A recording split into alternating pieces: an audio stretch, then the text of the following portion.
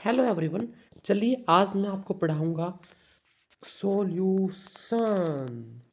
तो आज हम पढ़ेंगे सॉल्यूशन। तो सॉल्यूशन होता क्या है? सॉल्यूशन मीन्स जब भी हम किसी अलग अलग चीज़ों को आपस में जब मिक्स करती है तो जो हमें मिलता है हम उसको बोलते हैं सॉल्यूशन। तो solution is homogeneous in nature. ऐसे मान लीजिए हमारे पास एक पार्टिकल ए है, एक पार्टिकल बी है। हमने उन दोनों को आपस में मिक्स कर दिया। मिक्स करने के बाद हमें एक ऐसा मिक्सचर मिला जो कि होमोजीनियस इन नेचर था। होमोजीनियस इन नेचर का मीन्स क्या है? जो वो घुल के जो मिला उसमें हम अलग अलग पार्टिकल्स को नहीं देख सकते। मान लीजिए हमारे पास चीनी है और हमारे पास पानी है। हमने चीनी और पानी को आपस में मिला दिया। जब हमने उन दोनों को मिलाया तो जो कंपोजिशन थी वो थ्रू आउट सेम थी। हम पानी को और चीनी को अलग अलग नहीं देख पा रहे थे, तो उसको हम बोलते हैं solution. Solution is homogeneous is nature. Its component can not be seen by naked eyes and particle sizes less than 1 nanometre.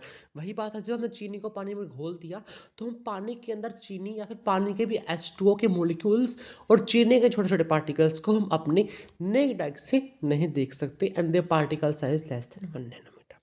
अब बात करते हैं टाइप्स ऑफ सॉल्यूशन की। जो सॉल्यूशन है वो कितने टाइप के होते हैं, किस बेसिस पे हमने उनको क्लासिफाई किया है। अब देखो, हमने जो सॉल्यूशन बनाया उसमें हम कितने कंपोनेंट को ऐड करके वो सॉल्यूशन बना रहे हैं उसके बेसिस पे हमारे पास 3 टाइप के हैं, binary, ternary and the quaternary. अगर हम उस सॉल्यूशन के अंदर 2 पार्टिकल डालेंगे तो उसको हम बोलेंगे बाइनरी, 3 डालेंगे टर्नरी और 4 डालेंगे क्वाटर्नरी। अब बात करते हैं डाइल्यूटेड की और कॉन्सेंट्रेटेड की। देखो, जब भी हम कोई सोल्यूशन बनाते हैं तो हमारे पास एक होती है सोल्यूट, एक होता है सोलवेंट। सोल्यूट जिसको हम घोलते हैं या फिर जो लेस क्वांटिटी में प्रेजेंट होता है। सोलवेंट जिसके अंदर घोला जाता है जो लार्ज क्वांटिटी में प्रेजेंट होता है। हमने चीनी का और पानी का एग्जाम्पल लिया। हमने चीनी को पानी के अंदर घोला। यहाँ पर हमने किसको घोला? चीनी को। किसके अंदर घोला? पानी के अंदर। तो जो हमारी शुगर है, हमारी चीनी है, वो सोल्यूट है और जो पानी है वो हमारा सोलवेंट है। वही, अगर सोल्यूट की मात्रा ज़्यादा है तो हम उसको बोलेंगे कि जो हमारा सॉल्यूशन है वो कॉन्सेंट्रेटेड है। अगर सोलवेंट की मात्रा ज़्यादा है, सोल्यूट की मात्रा कम है, तो हम बोलेंगे जो हमारा सॉल्यूशन है वो डाइल्यूटेड है। डाइल्यूटेड का मीन्स इसके अंदर हमने पानी की मात्रा ज़्यादा रख रखी है और जो कॉन्सेंट्रेशन है वो उसकी घट चुकी है, मीन्स उसकी जो मोलैरिटी वगैरह है वो उसकी कम है। अब बात करते हैं नंबर ऑफ मोल्स की। नंबर ऑफ मोल्स, हम नंबर ऑफ मोल्स को हम 9th क्लास में पढ़ते आ रहे हैं। ये क्या, ये बात करते हैं रिलेटिव टर्म से।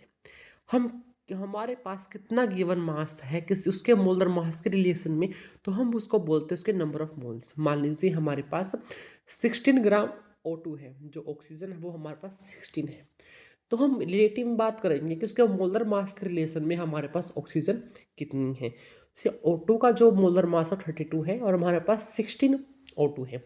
तो गिवन मास क्या? 16, मोलर मास का 32। तो गिवन मास में molar mass is known as our number of moles.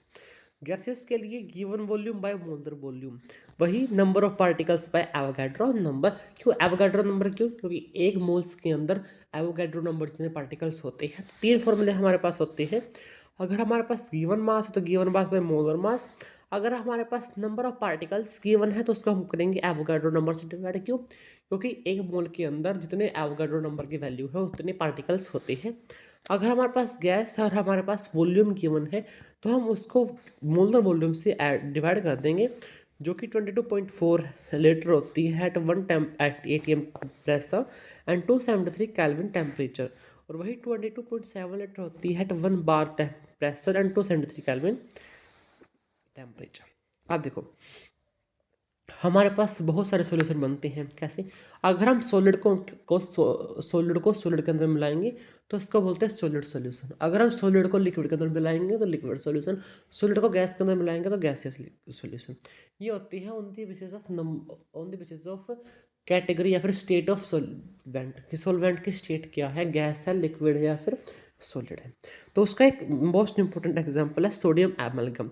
Sodium amalgam, amalgam जो वर्ड है वो हम मर्क्यूरी के लिए यूज़ करते हैं। सोडियम और मर्क्यूरी का जो सॉल्यूशन है उसको हम बोलते हैं सोडियम एमलगम। इसके अंदर सोडियम है वो हमारा सॉल्वेंट है और जो एच जो मर्क्यूरी है वो हमारा सोल्यूट है। तो हमने जो मर्क्यूरी है उसको सोडियम के अंदर मिक्स कर रखा है। अब हम पढ़ेंगे कुछ कॉन्सेंट्रेटेड टर्म्स। कॉन्सेंट्रेटेड टर्म्स का मीन्स क्या है? कुछ टर्म्स से रिलेशन में बात करेंगे।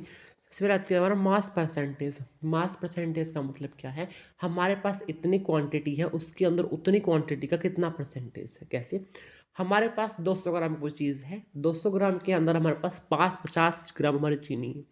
जो 50 ग्राम चीनी है वो 300 कितने परसेंटेज है, इस पर मार्क्स आते हैं। हमारे 5 सब्जेक्ट है, उसमें मैंने बोला उस 5 सब्जेक्ट में अगर हम बात करें तो मेरे साइंस में 50 मार्क्स आए हैं, तो टोटल में से हम मुझे 50 मार्क्स का परसेंटेज निकालना है। वही बात इसके भी मास परसेंटेज की है, mass of solute total mass into 100, volume percent volume of solute total volume into 100, mass by volume, volume of mass of solute by volume of solution into 100, volume by mass, volume of solute by weight of फिर mass of solution into 100। अब बात करते हैं जो 1 litre है उसके अंदर होता है 1000 ml या फिर 1000 सेंटीमीटर क्यूब, और 1 मीटर क्यूब के अंदर होता है हमारा 1000 लीटर, और 1 लीटर के अंदर होता है 1 डेसीमीटर क्यूब। अब बात करते हैं पीपीएम की और पीपीवी की। ये परसेंटेज की तरह, परसेंटेज में तो हम 100 से मल्टीप्लाई करते हैं, पीपीवी पार्ट पर मिलियन के रिलेशन में उसके अंदर उस चीज़ के कितने पार्ट्स प्रेजेंट है तो उसको हम बोलते हैं पीपीएम। पार्ट्स पर बिलियन, किसी बिलियन के संदर्भ में उसके अंदर कितने पार्ट है उसको हम बोलते हैं पीपीवी। मिलियन होता है हमारा 10⁻⁶, और बिलियन होता है 10⁻⁹। 1 ppm of fluoride ions in water prevents tooth leaking. जो पानी के अंदर 1 ppm फ्लोराइड आयंस की मात्रा है वो टूथ डिके को बचाती है, जबकि वही अगर 1.5 ppm पहुंच जाए तो हमारे टूथ को ख़राब कर देती है, क्योंकि जो फ्लोराइड आयंस की अगर हाई कॉन्सेंट्रेशन हो तो वो हमारे लिए हानिकारक होता है। 35% volume by volume of ethylene glycol is use as antifreeze. ये पहले PYQ आ चुका है इन द नीट। तो जो इथाइलिन ग्लाइकोल का 35% वॉल्यूम बाय वॉल्यूम मात्रा है वो यूज़ की जाती है as an antifreeze. Antifreeze क्या होता है, जो फ्रीज करने में हेल्प करता है, means anti means against, freeze means जमना।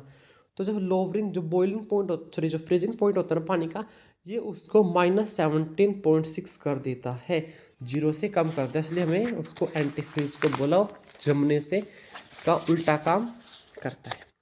अब नेक्स्ट है मोल फ्रैक्शन। मोल फ्रैक्शन का मीन्स क्या है, number of moles of solute divide by total moles, means Na divide by Na plus Nb।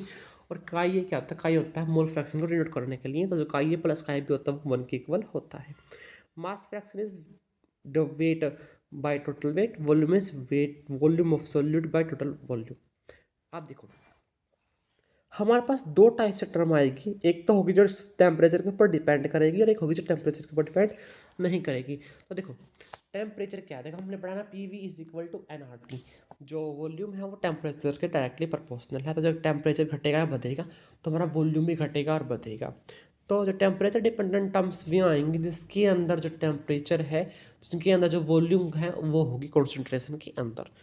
जैसे कि हमारा वॉल्यूम परसेंटेज हो गया, ये सब क्या है, टेम्परेचर डिपेंडेंट टर्म्स है। अब आती है strength and the molarity. Strength का मीनिंग क्या है, strength it is the representative mass of solid present in 1 litre of solution. Strength क्या है कि 1 लीटर वॉल्यूम में कितने ग्राम्स ऑफ कितने ग्राम्स ऑफ सॉल्यूट प्रेजेंट है उसको हम बोलते हैं स्ट्रेंथ है, जिसका formula mass upon volume and its unit is gram per litre. Molarity क्या है, मोलैरिटी है number of moles present in 1 litre और 1000 ml ऑफ सोल्यूशन। 1 लीटर या 1000 ml ऑफ सोल्यूशन के अंदर कितने नंबर ऑफ मोल्स प्रेजेंट है उसको बोलती है मोलैरिटी। तो इसमें मास की बात थी, इसमें सोल्यूट के नंबर ऑफ मोल्स की बात है। तो यहाँ पे जो मोलैरिटी है, अगर हम स्ट्रेंथ को मोलर मास से डिवाइड कर देंगे तो जो मास है, mass divide molar mass, number of moles आ जाएगा। तो मोलैरिटी को अगर हम स्ट्रेंथ को मोलर मास से डिवाइड करेंगे तो will get our new term that is molarity. तो जो स्ट्रेंथ है उसको हम बोल सकते हैं it is equal to molarity into molar mass. So question आ गया, find out the molarity of 98% weight by weight H2SO4 whose density is 1.84 gram per millilitre. देखो हमें बोला 98%, 98% का मीनिंग क्या है कि 98 ग्राम इन 1000 ग्राम सोल्यूशन। हमारा सोल्यूशन का जो मास है वो हमने मान लिया 100 ग्राम है, तो उसके अंदर जो 98 ग्राम है वो हमारा H2SO4 है।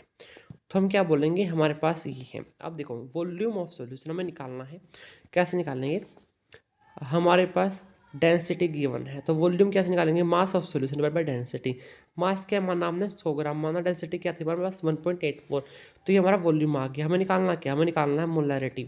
अब नंबर ऑफ मोल्स कैसे निकालेंगे, नंबर ऑफ मोल्स आएगा 98 डिवाइड बाय 98, क्योंकि H2SO4 का मोलर मास 98 आएगा, तो मोलैरिटी आ गई number of moles divide by molar mass, तो number of moles upon volume, तो नंबर ऑफ मोल्स हमारा 1 आ गया, और वॉल्यूम जो है हमने यहाँ से निकाल ली mass of solution by density करके, यहाँ से हमारा आ गया 18.4। या फिर हम सीधा कैलकुलेट भी कर सकते हैं, भाई फॉर्मूला जो होता है मोलैरिटी इज इक्वल टू 10 काई डी अपॉन m2, वेयर जो chi it represent the mass percentage. तो अगर हमें मोलैरिटी निकालनी है, हमारे पास मास परसेंटेज और डेंसिटी गिवन है, तो we will use the formula molarity is equal to 10 into mass percentage into density upon molar mass of solvent. तो याद रखना हमें सोलवेंट का molar mass use, sorry solute का मोलर मास यूज करना, ना कि सॉल्वेंट का। अब डाइल्यूशन के बाद हमारे पास संदर्भ एक इक्वेशन आती है कि जो मोलैरिटी है और जो वॉल्यूम है उनका जो प्रोडक्ट है वो हमेशा कांस्टेंट रहता है, means molarity into volume is equal to constant. From this relation we can say that m1v1 is equal to m2v2। Okay, अगर हमें मिक्सर का निकालना हो, molarity will be m1v1 plus m2v2 divide by m1 plus V one plus V to.